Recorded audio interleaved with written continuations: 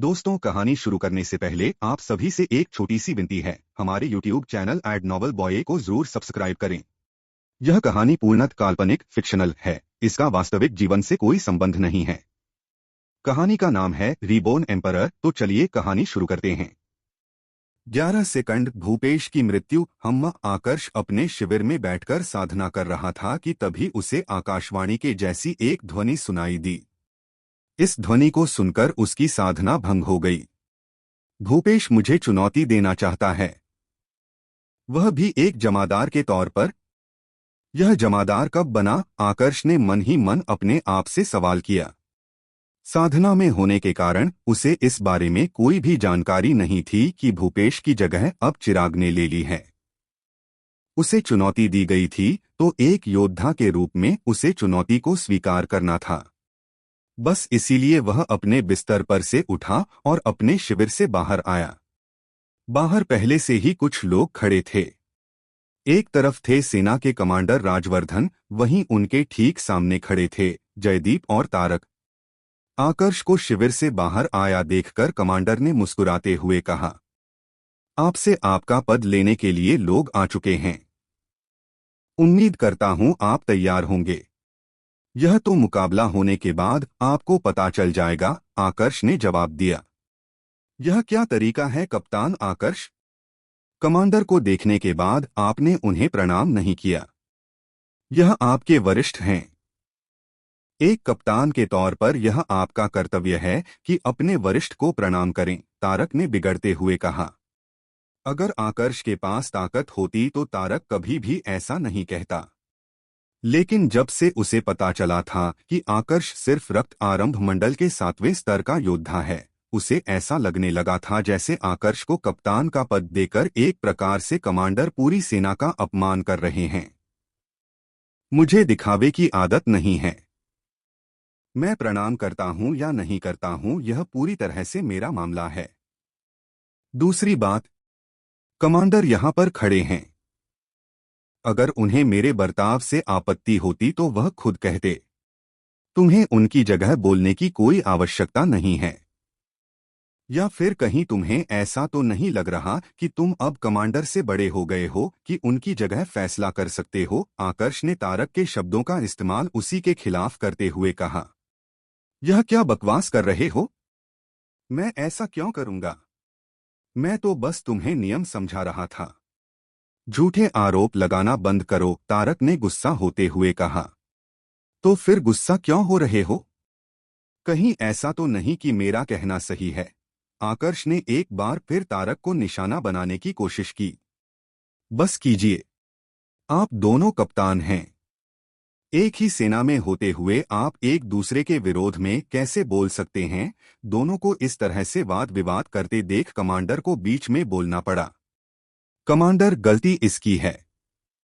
इसे तारक ने कमांडर को आकर्ष के खिलाफ भड़काने की कोशिश की, पर उसकी बात पूरी होने से पहले ही कमांडर ने उसकी बात बीच में काटते हुए कहा, मुझे मत समझाइए कि गलती किसकी है। आप आकर्ष से पहले कप्तान बने थे तो आपके पास अनुभव ज्यादा होना चाहिए। एक छोटी सी बात को मुद्दा बनाकर इस तरह से लड़ना आपको शोभा नहीं देता। मुझे कौन प्रणाम करता है इससे मुझे फर्क नहीं पड़ता, और ना ही मैंने कभी किसी को मुझे प्रणाम करने के लिए विवश किया है। यह बस सम्मान दिखाने का एक तरीका है। पर एक को सम्मान देने का मतलब यह नहीं है कि दूसरे का अपमान किया जाए। उम्मीद करता हूं आप मेरी बात समझ रहे होंगे। कमांडर के शब्द तारक के विपक्ष में थे। यह जानते हुए भी तारक बिल्कुल चुप खड़ा रहा।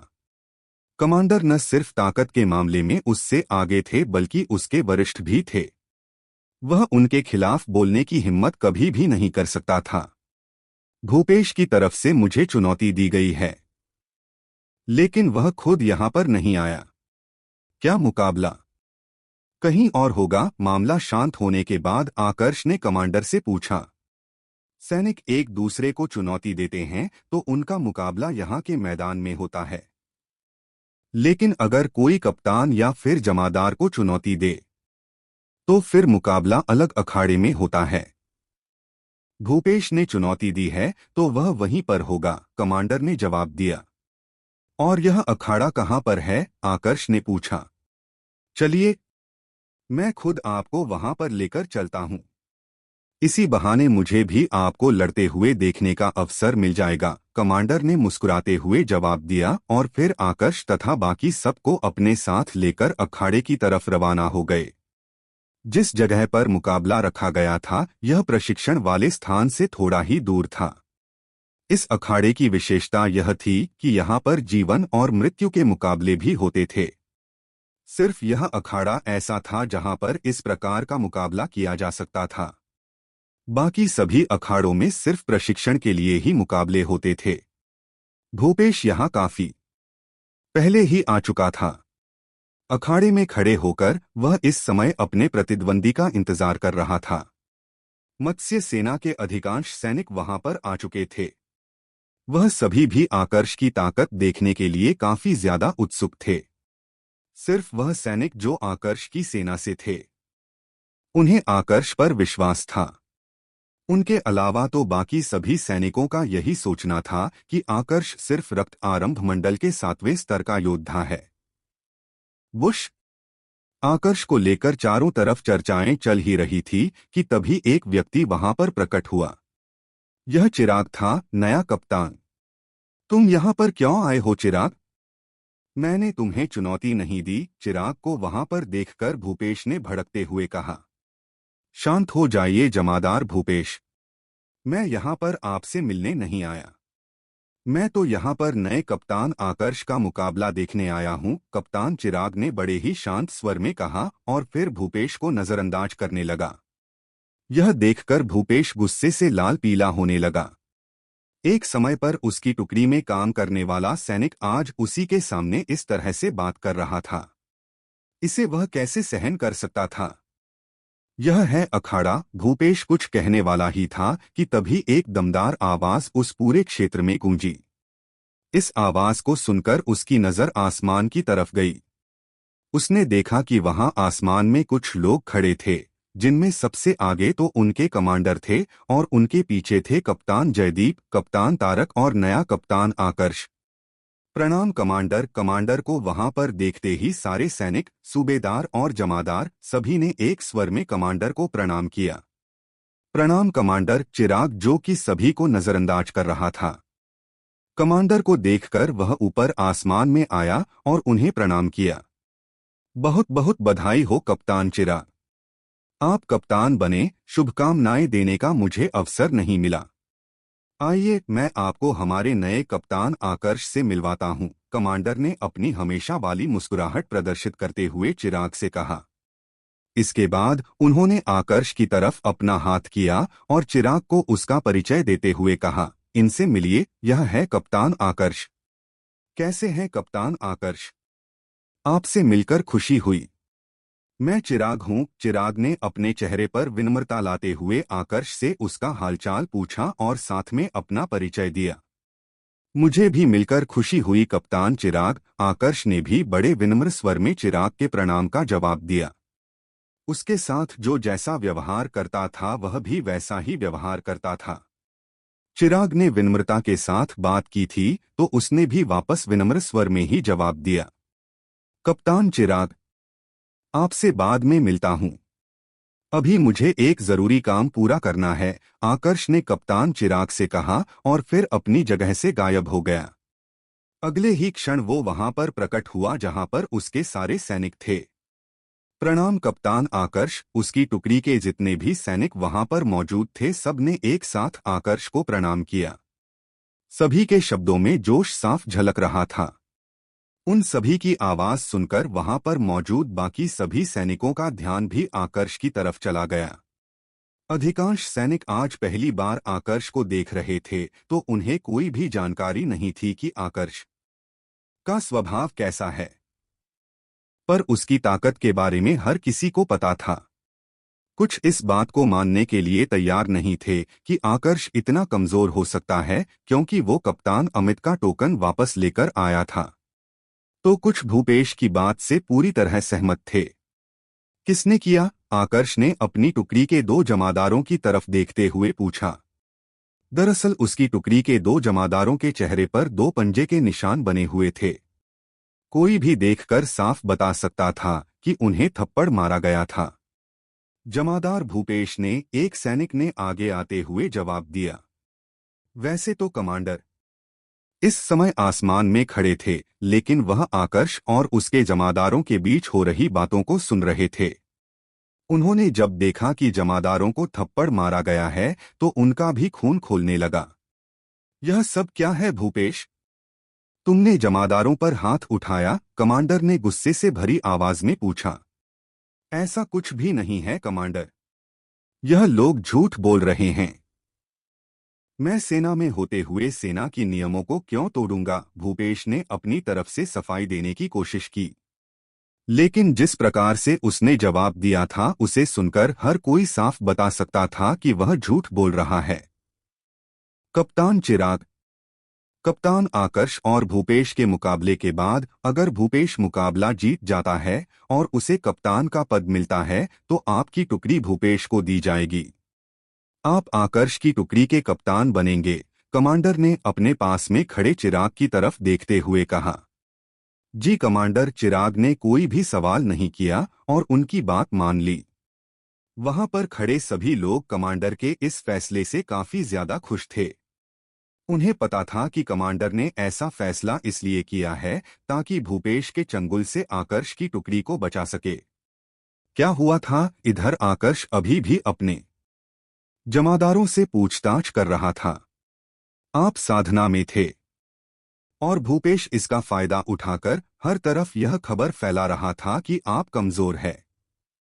आपकी सिर्फ किस्मत अच्छी थी कि आपको टोकन मिल गया। हम आपकी बेइज्जती कैसे सुन सकते थे? इसलिए हमने इसके खिलाफ बोलने की कोशिश की और हमें चुप करवाने के लिए इसने हम पर हाथ उठा दिया। भले ही अभी यह बस जमादार है, लेकिन एक समय पर कप्तान था, इसलिए हम वापस कोई जवाब नहीं दे पाए। दोनों जमादारों ने आकर्ष के आने से पहले जो कुछ भी हुआ था उसकी स्पष्ट जानकारी आकर्ष को दे दी। यह सब सुनकर आकर्ष का खून भी खौलने लगा।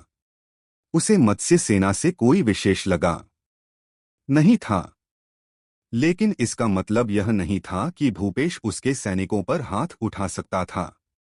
वुश! तुरंत वह अपनी जगह से गायब हुआ और अगले ही क्षण अखाड़े के भीतर आ गया। मैं तुम्हें 10 सेकंड का समय देता हूं। अपनी जो भी तकनीक, दिव्य योग्यता, अस्त्र शस्त्र और युद्ध कला है, उन सब का इस्तेमाल कर सकते हो। इतने समय में अगर तुमने मुझे हल्का सा भी जख्मी कर दिया तो मैं खुद अपने कप्तान के पद को छोड़ दूंगा। लेकिन समय पूरा होने से पहले अगर तुम कुछ कर नहीं पाए तो 11वें सेकंड में क्या करूंगा मैं भी नहीं जानता। इसलिए अपनी तरफ से पूरी कोशिश करना कि समय पूरा ना हो, आकर्ष ने कर्कश आवाज में भूपेश से कहा। उसके शब्द सुनकर चारों तरफ सन्नाटा छा गया। आकर्ष इस तरह से अपने प्रतिद्वंद्वी को अवसर देगा, इसकी उम्मीद किसी ने भी नहीं की थी। हालांकि ज्यादातर को समझ में आ रहा था कि आकर्ष ने ऐसा कदम क्यों उठाया होगा, लेकिन इसके लिए अपने आप को अपने प्रतिद्वंद्वी के सामने कमजोर कर देना क्या सही था? हाँ हाँ हाँ, क्या कहा तुमने? तुम मुझे 10 सेकंड का समय दे रहे हो? इतना समय तो तुम्हें जमीन के 10 फीट नीचे भेजने के लिए पर्याप्त है। तुम्हें सच में लगता है तुम मुझे रोक लोगे? यह मत भूलो कि तुम सिर्फ रक्त आरंभ मंडल के 7वें स्तर के योद्धा हो और मैं भूपेश ज्योतिर्बीज मंडल के पहले स्तर का योद्धा हूं, भूपेश ने घमंड से भरी आवाज में कहा। इस समय पर आकर्ष के सैनिकों के अलावा ऐसा कोई भी नहीं था जिनको आकर्ष की ताकत पर विश्वास था। वैसे तो इस समय पर सूरज भी वहां पर आ चुका था, लेकिन वह पूरा निष्पक्ष होकर आकर्ष को देख रहा था। उसके लिए अभी कुछ भी कहना मुश्किल था कि मुकाबला कौन जीतेगा। खुद कमांडर भी हैरान थे। उनके लिए भी बता पाना मुश्किल हो रहा था कि आकर्ष सच में उतना शक्तिशाली है या फिर वह सिर्फ भूपेश को डराने के लिए ऐसा कह रहा है। तुम्हारा समय शुरू हो चुका है। जैसे ही समय पूरा होगा मैं प्रहार करूं, इसलिए समय का इस्तेमाल करो और अपना सबसे शक्तिशाली प्रहार दिखाओ, आकर्ष ने फिर से भूपेश को ललकारते हुए कहा। अब की बार भूपेश का पारा चढ़ गया। लगता है तुम ऐसे नहीं मानने वाले, भूपेश ने गुस्से में गरजते हुए कहा और फिर अपनी शक्तियों को जागृत करने लगा। उसका अस्त्र एक भाला था। अपनी दिव्य योग्यता और युद्ध कला दोनों का इस्तेमाल करते हुए वह आकर्ष पर प्रहार करने के लिए आगे बढ़ा। वैंग। हवा को चीरते हुए उसका भाला जब आगे बढ़ रहा था तो ऐसा लग रहा था जैसे वह कोई अमोघ अस्त्र है जो एक ही बार में आकर्ष के प्राण हर लेगा। इस समय पर जहां सभी का ध्यान भूपेश के प्रहार पर था, वही तीन लोगों का ध्यान आकर्ष की प्रतिक्रिया पर था। यह तीन लोग थे कमांडर राजवर्धन, कप्तान सूरज और कप्तान चिराग। इन तीनों को यह देखना था कि आकर्ष इस प्रहार का सामना कैसे करेगा। बैंग। अचानक से एक जोर की गर्जना हुई। आकर्ष के शरीर से एक सुनहरे रंग की तीव्र ऊर्जा बाहर निकलने लगी। भाले को रोकने के लिए वह अपनी जगह से आगे नहीं बढ़ा था, बल्कि उसने अपने चारों तरफ एक कवच का निर्माण कर लिया था। तुम्हें लगता है तुम्हारा यह कवच मुझे रोक लेगा? भूपेश ने हंसते हुए कहा। पर अगले ही पल उसकी यह हंसी कहीं गायब हो गई। दरअसल उसका भाला, जिस पर उसे कुछ ज्यादा ही विश्वास था, वह आकर्ष के कवच को भेद नहीं पाया था। यह कैसे हो सकता है? इस नज़ारे को देखकर अधिकांश सैनिकों के मन में यही एक सवाल आने लगा। बस यही है तुम्हारा सबसे शक्तिशाली प्रहार, आकर्ष ने तिरस्कार भरे स्वर में भूपेश से कहा। अभी तक उसने अपनी सारी ताकत का तो इस्तेमाल ही नहीं किया था। अभी तक उसने अपनी सिर्फ 40% ताकत का इस्तेमाल किया था। लेकिन भूपेश उस ताकत को भी भेद नहीं पाया। अब इस पर भी अगर आकर्ष उसका तिरस्कार नहीं करता तो क्या करता? बैंग। आकर्ष के यह शब्द सुनकर भूपेश ने एक बार फिर से कोशिश की। अब की बार उसने अपनी पूरी जान लगा दी थी, लेकिन इस बार भी वह उसके कवच को भेद नहीं पाया। भूपेश मूर्ख नहीं था। उसे समझ आ गया कि उसकी ताकत कमजोर नहीं है, बल्कि उसके सामने खड़ा योद्धा उससे ज्यादा शक्तिशाली है। मैं अपनी हार स्वीकार करता हूं, भूपेश ने बिना एक भी पल की देरी किए तेज आवाज में घोषणा करते हुए कहा। अभी 10 सेकंड का समय पूरा नहीं हुआ था। भूपेश जानता था कि जैसे ही समय पूरा होगा, आकर्ष उस पर प्रहार कर देगा। जितनी आकर्ष की ताकत थी, उसके साथ भूपेश उसका सामना बिल्कुल भी नहीं कर सकता था। लेकिन यहां उससे एक गलती हो गई। वो यह भूल गया था कि उसका प्रतिद्वंद्वी आकर्ष है। समय समाप्त हुआ। अगर तुम्हें अखाड़े से जिंदा बाहर जाना है तो पहले मेरे एक प्रहार का सामना करना होगा। अगर मेरे प्रहार से बच गए तो मैं तुम्हें दोबारा से निशाना नहीं बनाऊंगा। लेकिन अगर जख्मी हुए या मारे गए तो वह तुम्हारी किस्मत होगी, आकर्ष ने कर्कश आवाज में कहा और उसके बाद आगे बढ़कर भूपेश पर प्रहार कर दिया। कमांडर, मुझे बचाइए। भूपेश को पता था कि वह आकर्ष का सामना नहीं कर सकता है, तो उसने कमांडर से मदद मांगी। भूपेश को खतरे में देख कमांडर ने भी अपनी तरफ से प्रतिक्रिया देनी चाहिए। उन्होंने आगे बढ़ने की कोशिश की, लेकिन तब तक देरी हो चुकी थी। एक विचित्र तलवार अचानक से प्रकट हुई और भूपेश के गले को कागज की तरह काट दिया। आह! भूपेश की चीख से पूरा अखाड़ा गूंजने लगा। अगर कोई उसकी चीख सुन पा रहा था, लेकिन किसी का भी ध्यान इस समय उसके ऊपर नहीं था। सभी का ध्यान तो इस समय आकर्ष पर था जिसने भूपेश का गला काटा था। अभी आकर्ष ने जिस ताकत का प्रदर्शन किया था, उसने सभी को आश्चर्य में डाल दिया था।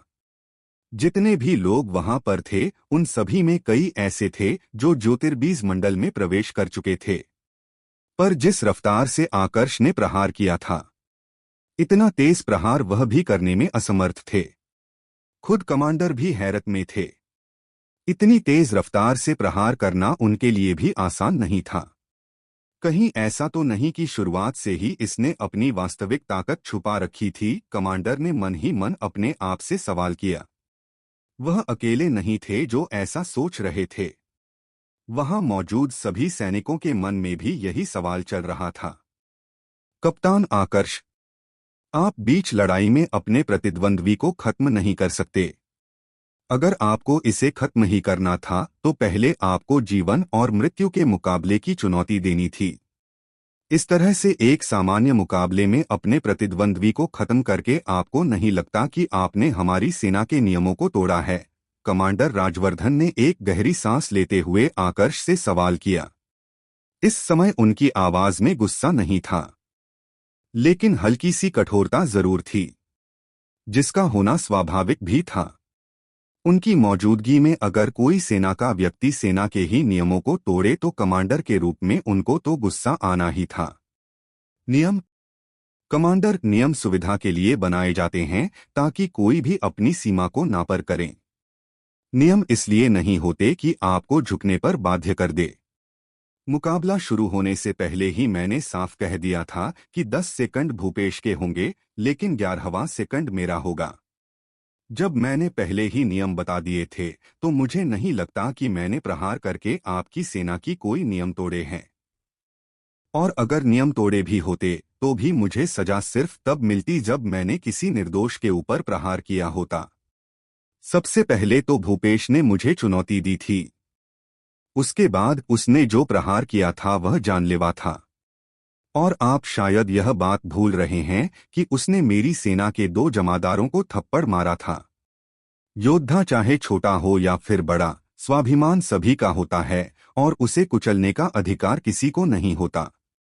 मेरे सैनिकों पर अगर कोई अकारण प्रहार करेगा तो मैं उसे ऐसे ही सजा दूंगा।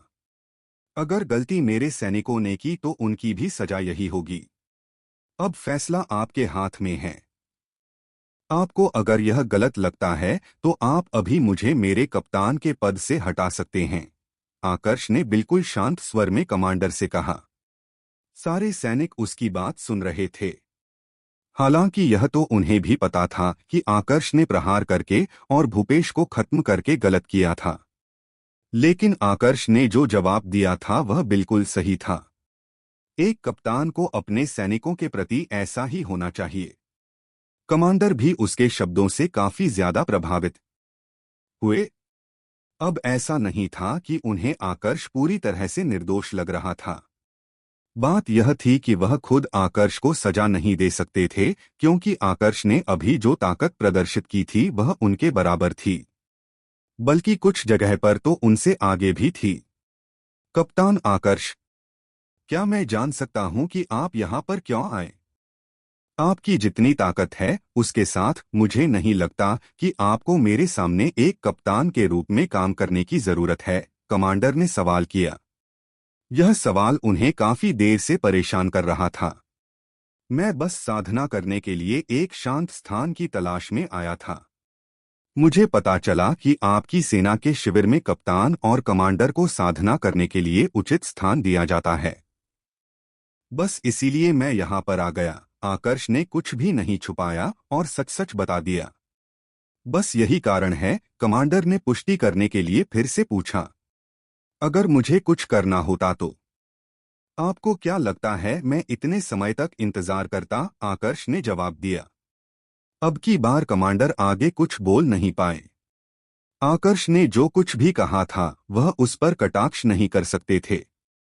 उम्मीद करता हूं कि आपने अभी जो कुछ कहा है वह सत्य हो, कमांडर ने एक गहरी सांस लेते हुए कहा और फिर अपने स्थान से गायब हो गए। कप्तान चिराग, कप्तान सूरज, मुझे साधना करनी है। मैं चलता हूं। कमांडर के गायब होने के तुरंत बाद आकर्ष ने कप्तान चिराग और कप्तान सूरज की तरफ देखते हुए उनसे विदा ली और फिर वहां से गायब हो गया। इस दौरान कप्तान जयदीप और कप्तान तारक दोनों आकर्ष से बात करके फिर से दोस्ती करना चाह रहे थे, लेकिन आकर्ष ने उन्हें ऐसा एक भी अवसर नहीं दिया। उनके कुछ कहने से पहले ही आकर्ष वहां से जा चुका था। आकर्ष के सारे सैनिक तो अभी भी हैरान होकर अखाड़े की तरफ देख रहे थे। आज जो कुछ भी हुआ था उसके बाद कप्तान आकर्ष का स्थान उनके दिल में और भी ज्यादा ऊंचा हो गया था। मुझे तो लगा था कि कप्तान आकर्ष कप्तान अमित के जैसे नहीं होंगे, पर किसने सोचा था कि सिर्फ 2 थप्पड़ों का बदला लेने के लिए कप्तान आकर्ष भूपेश जैसे योद्धा को जान से मार डालेंगे, एक सैनिक ने कहा।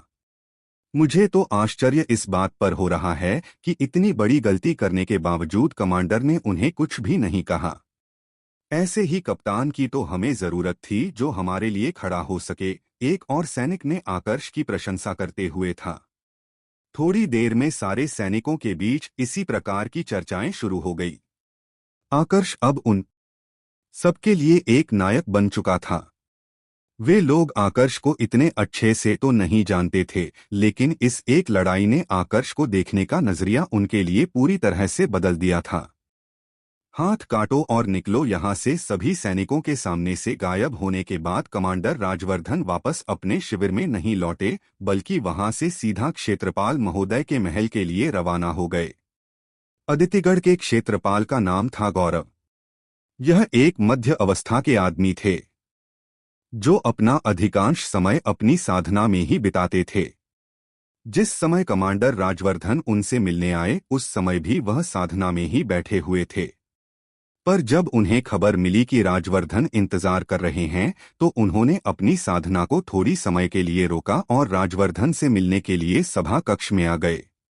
कहो राजवर्धन, आज क्या समस्या लेकर आए हो? क्षेत्रपाल गौरव ने हल्का हंसते हुए राजवर्धन से पूछा। राजवर्धन एक बहुत ही निष्ठापूर्ण कमांडर थे। जब तक जरूरी ना हो वह कभी भी क्षेत्रपाल गौरव से मिलने नहीं आते थे। क्षेत्रपाल का चाहे कोई भी आदेश हो, राजवर्धन उसे हमेशा पूरा करते थे। बस इसी कारण से गौरव राजवर्धन को बहुत मानते थे। आज जब उन्हें पता चला कि राजवर्धन मिलने आए हैं तो उनके मन में सबसे पहली संभावना यही आई कि जरूर आज भी कुछ समस्या आई होगी, तभी राजवर्धन उनसे मिलने आए हैं। क्षेत्रपाल महोदय, समस्या तो है, पर समझ में नहीं आ रहा है कि इसे समस्या कहूं या फिर आगामी खतरा, कमांडर राजवर्धन ने जवाब दिया। तुम बस यह बताओ कि समस्या क्या है। वह खतरा है या फिर छोटी समस्या, इसका फैसला बाद में किया जाएगा, क्षेत्रपाल महोदय ने कहा। समझ नहीं आ रहा कि शुरू कहां से करूं। आपको याद है कुछ समय पहले मैंने एक घोषणा की थी कि जो भी कप्तान अमित का टोकन वापस लेकर आएगा उसे मैं कप्तान अमित का पद दे दूंगा, कमांडर राजवर्धन ने कहा। बिल्कुल मुझे याद है। कप्तान अमित तुम्हारे ही जितना निष्ठापूर्ण व्यक्ति था। अफसोस उसकी उम्र छोटी थी। कहीं ना कहीं इसमें गलती हमारी भी है जो हमने उसे उस क्षेत्र का निरीक्षण करने के लिए भेजा, क्षेत्रपाल महोदय ने कहा। मैं इसी बारे में आपसे बात करने आया हूं। पर यह मामला कप्तान अमित से जुड़ा नहीं है। यह मामला उस व्यक्ति से जुड़ा हुआ है जो अमित के टोकन को लेकर आया है, कमांडर राजवर्धन ने जवाब दिया। कप्तान अमित का टोकन कोई लेकर आ गया है? यह कैसे हो सकता है? उस क्षेत्र में जाने के बाद कोई भी जिंदा वापस नहीं लौटता। क्या इसका मतलब यह है कि कप्तान अमित का टोकन क्षेत्र में न होकर बाहर जंगल में था? क्षेत्रपाल महोदय ने उलझन भरे स्वर में पूछा। नहीं, टोकन तो उस क्षेत्र के भीतर ही था। हुआ कुछ ऐसा कि इसके बाद कमांड राजवर्धन ने आकर्ष और उससे जुड़ी सारी बातें क्षेत्रपाल महोदय को बता दी।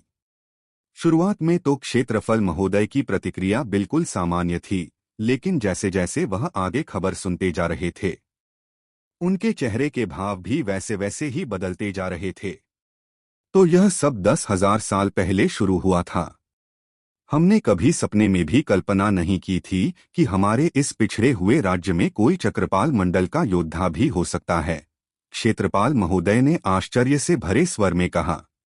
जो बात आकर्ष ने बताई थी वही मैंने आपको बताई है। शुरुआत में तो मुझे भी विश्वास नहीं हुआ था कि वह क्षेत्र एक चक्रपाल मंडल के योद्धा के द्वारा इतने सालों पहले बनाया गया होगा।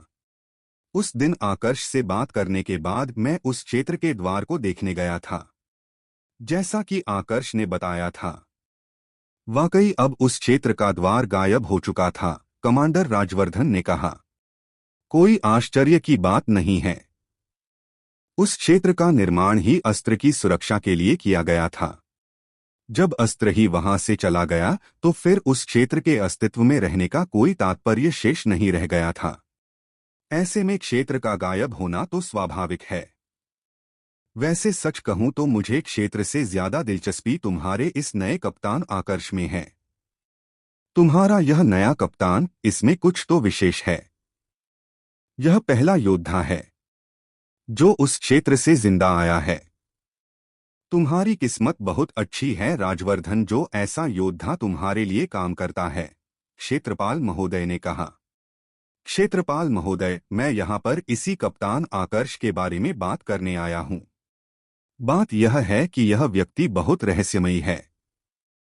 इसके बारे में मुझे बिल्कुल भी जानकारी नहीं है कि यह कौन है, कहाँ से आया है, पहले क्या करता था। जो बात मुझे चिंता में डाल रही है वो यह है कि इस व्यक्ति की ताकत मेरे जितनी ही है।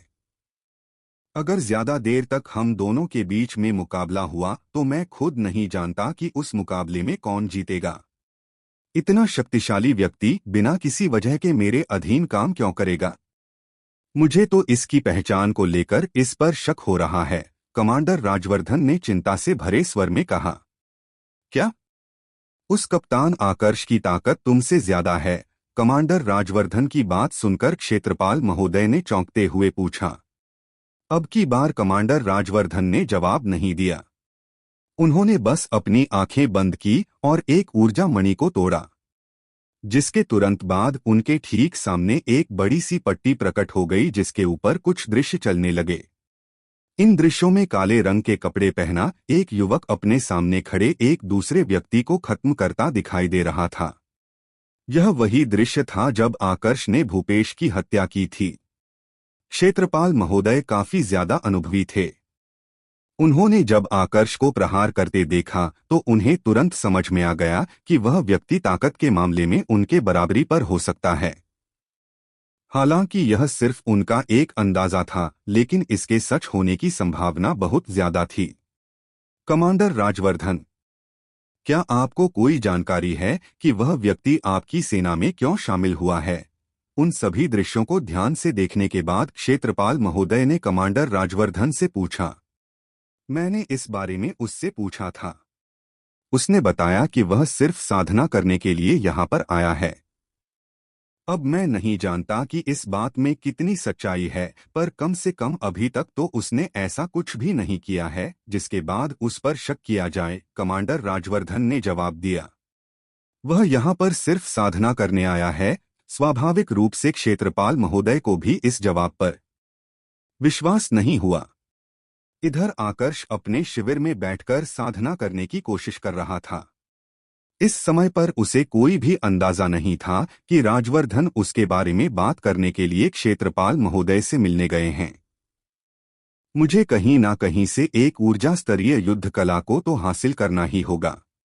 बिना देवतल की ऊर्जा स्तरीय युद्ध कला के मैं चाहे कितनी ही कोशिश क्यों न कर लूं, तेज रफ्तार से अपने ऊर्जा स्तर में वृद्धि नहीं कर सकता। एक गहरी सांस लेते हुए आपस में अपने आप से कहा। ऊर्जा स्तरीय युद्ध कलाएं ऊर्जा का स्तर बढ़ाने के लिए बहुत ही ज्यादा जरूरी होती थी। जब आकर्ष सोमाली महाद्वीप पर था तब उसके पास लक्ष्य की दी हुई सर्प शक्ति थी। जब वह सोमालिया महाद्वीप पर गया तो वहां पर भी सर्प शक्ति ने ही उसकी मदद की थी, क्योंकि वह मृत्यु लोक ही था। लेकिन यहाँ की बात अलग थी। यहाँ पर सर्पशक्ति के साथ आकर्ष आसपास की ऊर्जा को अपने शरीर के भीतर अवशोषित करके उसे अपनी ऊर्जा में बदल तो पा रहा था, लेकिन इस पूरी प्रक्रिया में समय बहुत लग रहा था, जिस कारण उसका ऊर्जा स्तर बहुत ही धीमी रफ्तार से बढ़ रहा था। सुना है कि अदितिगढ़ के क्षेत्रपाल के पास एक ऊर्जा स्तरीय युद्ध कला है। हालांकि यह सभी ऊर्जा स्तरीय युद्ध कलाओं में सबसे निम्न श्रेणी की युद्ध कला है, लेकिन कम से कम सर्प शक्ति की तुलना में तो इसकी रफ्तार तेज होगी। अगर मुझे यहाँ से आगे बढ़ना है तो इस युद्ध कला को हासिल करना ही होगा। पर कैसे? अगर मैं क्षेत्रपाल से यह युद्ध कला मांगूं तो क्या वह मुझे यह युद्ध कला दे देंगे? आकर्ष ने अपने आप से कहा। उसकी ताकत इतनी थी कि वह क्षेत्रपाल को खत्म कर सकता था, लेकिन इससे उसे ऊर्जा स्तरीय युद्ध कला हासिल नहीं हो सकती थी। ऊपर से क्षेत्रपाल का पद कोई सामान्य पद नहीं था। क्षेत्रपाल को नव प्रदेश के प्रदेश प्रमुख का समर्थन प्राप्त था। अदितिगढ़ के क्षेत्रपाल को हाथ लगाने का मतलब था नव प्रदेश के प्रदेश प्रमुख को चुनौती देना। आकर्ष की ताकत क्षेत्रपाल को रोकने के लिए तो पर्याप्त थी, लेकिन प्रदेश प्रमुख का वह कुछ भी नहीं कर सकता था। उनकी सेना अलग थी, उनके संसाधन अलग थे। सिर्फ इतना नहीं, उनके ताकत के स्तर भी बहुत आगे थे। कम से कम अभी के समय तो आकर्ष उनका सामना नहीं कर सकता था। आकर्ष इस बारे में सोचकर परेशान था कि तभी उसे अपने शिविर के बाहर किसी की मौजूदगी महसूस हुई। वो तुरंत अपने बिस्तर पर से उठा और शिविर का कपड़ा हटाकर बाहर आया। कमांडर, आप यहाँ पर? आकर्ष ने आश्चर्य से भरे स्वर में पूछा। उसके शिविर के बाहर कोई और नहीं बल्कि कमांडर राजवर्धन खड़े थे। क्यों, क्या हुआ? मुझे यहाँ पर देखने की उम्मीद नहीं थी, कमांडर राजवर्धन ने हंसते हुए पूछा। नहीं, ऐसी कोई बात नहीं है, आकर्ष ने जवाब दिया। और बताइए, कैसा चल रहा है सब कुछ? ऊर्जा स्तर बढ़ाते समय कोई समस्या तो नहीं आ रही? कमांडर ने बिल्कुल सामान्य स्वर में पूछा, जैसे अपने किसी दोस्त से बात कर रहे हो। नहीं, समस्या तो कुछ नहीं है, लेकिन ऊर्जा स्तर बढ़ाने की रफ्तार बहुत धीमी है। बुरा ना माने तो एक बात पूछूं? आकर्ष ने कहा। बिल्कुल पूछिए, कमांडर ने जवाब दिया। मैंने सुना है कि अदितिगढ़ शहर के क्षेत्रपाल महोदय के पास एक ऊर्जा स्तरीय युद्ध कला है, आकर्ष ने पूछा। बिल्कुल सही सुना है आपने। उनके पास एक ऊर्जा स्तरीय युद्ध कला तो है, पर उसको सीखना बहुत मुश्किल है। अभी तक सिर्फ क्षेत्रपाल महोदय, हम दो कमांडर और देवभुजंग सेना के सदस्य ही इसको सीख पाए हैं, कमांडर राजवर्धन ने जवाब दिया। देवभुजंग सेना के सदस्य? आप कहना चाहते हैं कि इस सेना के सभी 100 सदस्यों ने इस ऊर्जा स्तरीय युद्ध कला को सीखा है? आकर्ष ने आश्चर्य से भरे स्वर में पूछा। देवभुजंग सेना के सदस्यों ने भी इस युद्ध कला को सीखा है, इसके बारे में अभी तक उसे कोई जानकारी नहीं थी। 100 सदस्य? नहीं, ऐसा नहीं है। आपकी जानकारी थोड़ी अधूरी है कप्तान आकर्ष। इस सेना में 100 सदस्य नहीं हैं। उनके सदस्यों की संख्या तो 20 से भी कम है। लेकिन हाँ, इनमें से प्रत्येक इतना शक्तिशाली है कि दोनों सेनाओं के किसी भी कप्तान को पलक झपकते ही मार सकता है।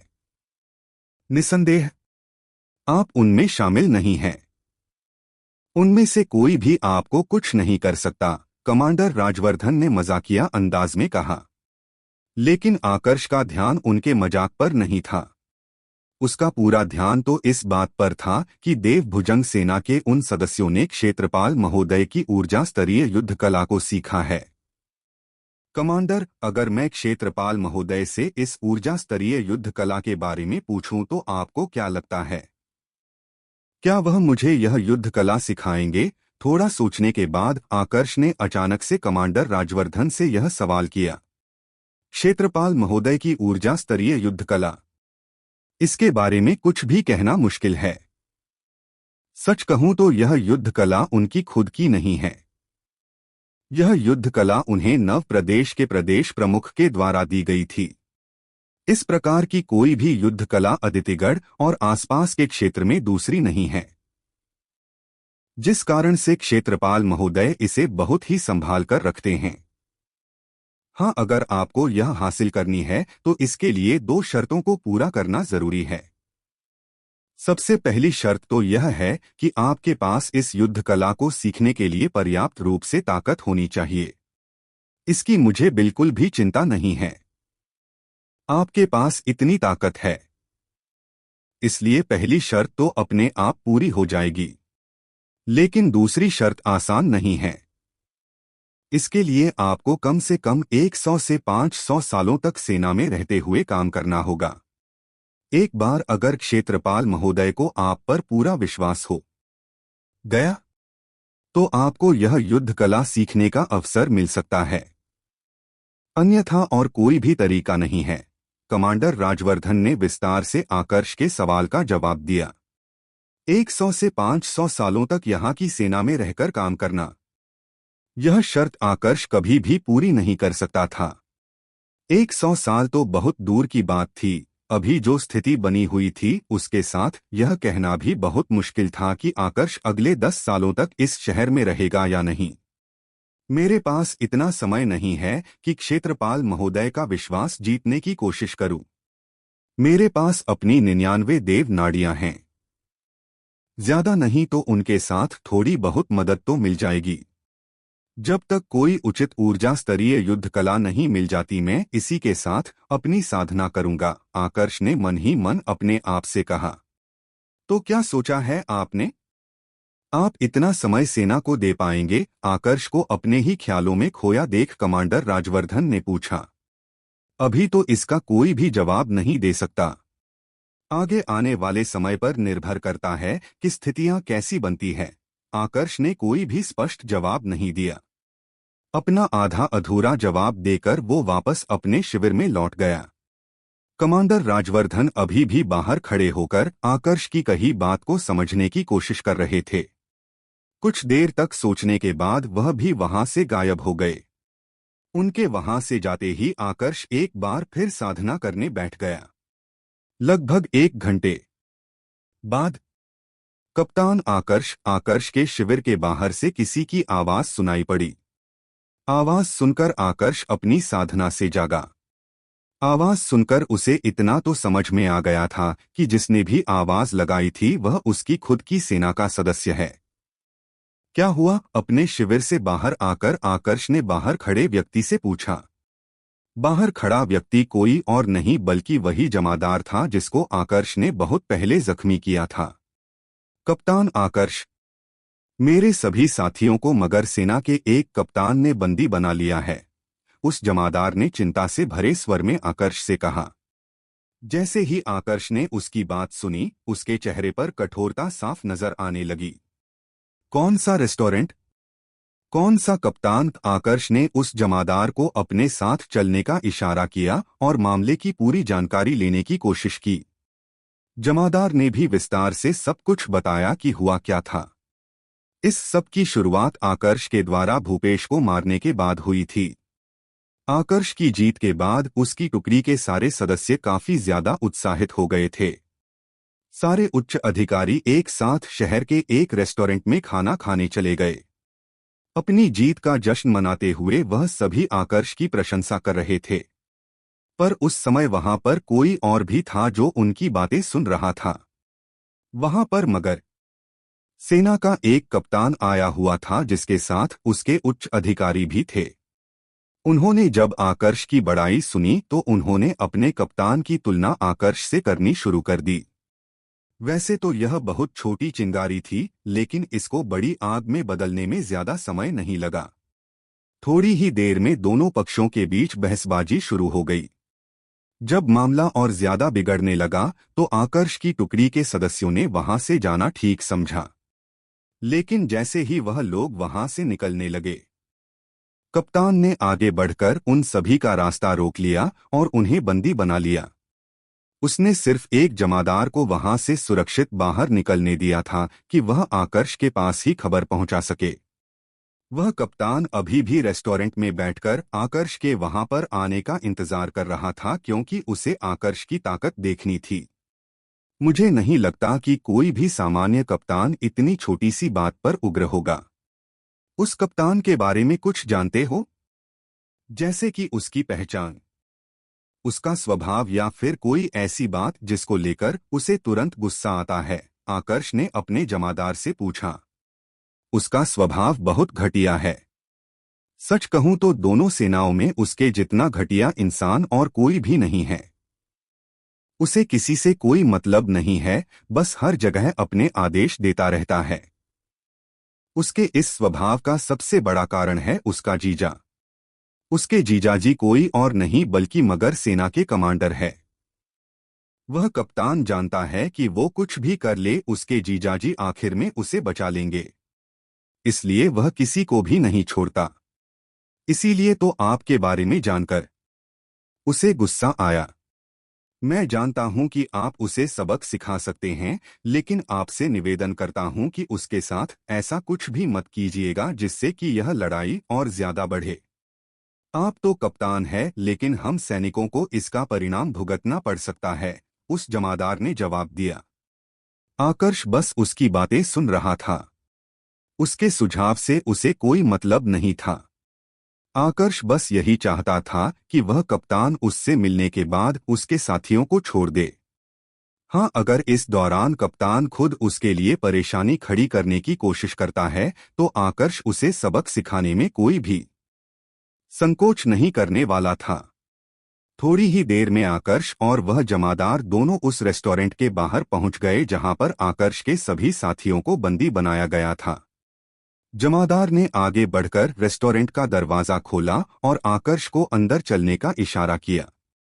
आकर्ष ने अपने आप को शांत रखते हुए रेस्टोरेंट के भीतर प्रवेश किया, पर जैसे ही उसने अंदर कदम रखा, उसकी नजर एक व्यक्ति पर जाकर पड़ी, जिसको देखकर उसका चेहरा पूरा कठोरता से भर गया। यह एक मध्य अवस्था का आदमी था, जिसने मगर सेना के कपड़े पहने हुए थे। उसके आगे एक जवान आदमी बैठा हुआ था। यही था मगर सेना का कप्तान, जिसने उसके साथियों को बंदी बनाया था। लेकिन आकर्ष की नजर इस समय उस जवान आदमी पर नहीं बल्कि उस मध्य अवस्था के आदमी पर थी। दरअसल यह मध्य अवस्था का आदमी कोई और नहीं बल्कि वही था जिसने देव सरोवर के बाहर उस पर प्रहार किया था। देव सरोवर से बाहर निकलने के बाद उस पर एक व्यक्ति ने आत्मिक युद्ध कला से प्रहार करने की कोशिश की थी। वो एक तो जवान अवस्था का आदमी था जो एक दूसरा मध्य अवस्था के आदमी के साथ आया था। आकर्ष ने जवान अवस्था के आदमी को मार दिया था और मध्य अवस्था के आदमी को जाने दिया था। यह वही मध्य अवस्था का आदमी था।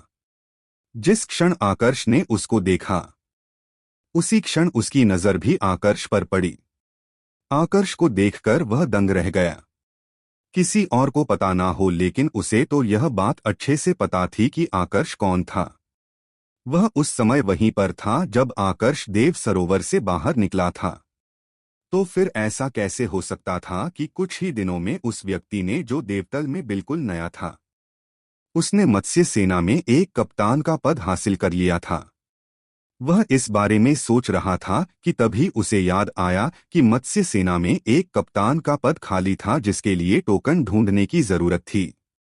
लेकिन इसकी ताकत के साथ क्या संभव है कि इसने उस क्षेत्र में प्रवेश करके टोकन ढूंढ लिया? उस मध्य अवस्था के आदमी ने अपने आप से सवाल किया।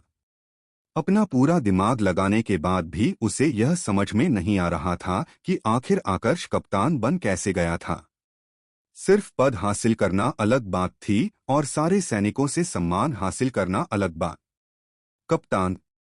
जैसे ही आकर्ष ने रेस्टोरेंट में प्रवेश किया, सारे के सारे सैनिक एक साथ खड़े हुए और उसको प्रणाम करने लगे।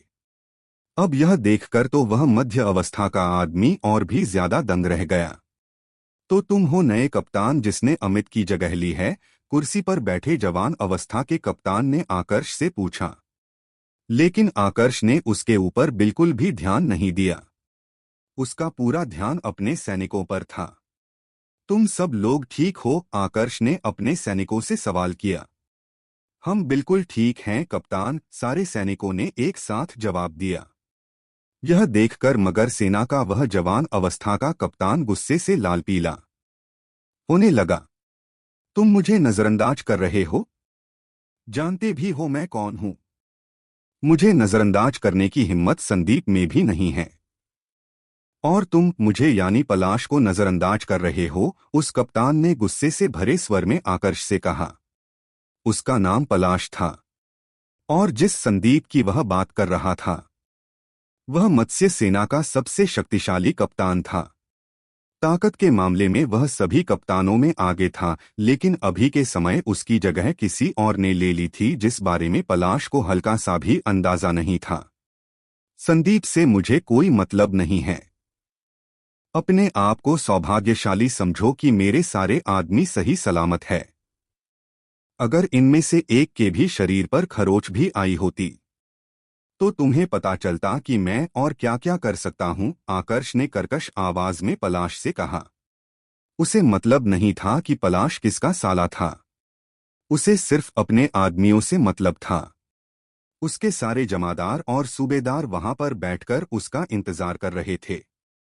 यही इस बात का जवाब देने के लिए पर्याप्त था कि वह सभी उसके ऊपर कितना ज्यादा विश्वास कर रहे थे। इतने सारे लोगों का विश्वास वो बिल्कुल भी नहीं तोड़ सकता था। क्या कहा तुमने? आकर्ष की बात सुनकर पलाश ने गुस्से से भरी आवाज में पूछा। वही जो तुमने सुना। मेरे लोगों को तुम्हें रोकना नहीं चाहिए था। तुम्हारी पहचान से मुझे मतलब नहीं है। अगर जिंदा बचना चाहते हो तो चुपचाप अपना एक हाथ काटो और निकल जाओ यहां से। यह तुम्हें आखिरी अवसर मिल रहा है। इसके बाद दूसरा अवसर नहीं मिलेगा, आकर्ष ने गंभीर स्वर में पलाश की बात का जवाब दिया। ऐसा नहीं था कि उसके पास ताकत थी इसलिए वह सामने वाले को नीचा दिखा रहा था। सामने वाले ने बिना किसी गलती के उसके लोगों को बंदी बनाया था। अगर वह उनके स्वाभिमान को जगह नहीं देता तो फिर उसे कप्तान होने का भी कोई अधिकार नहीं था।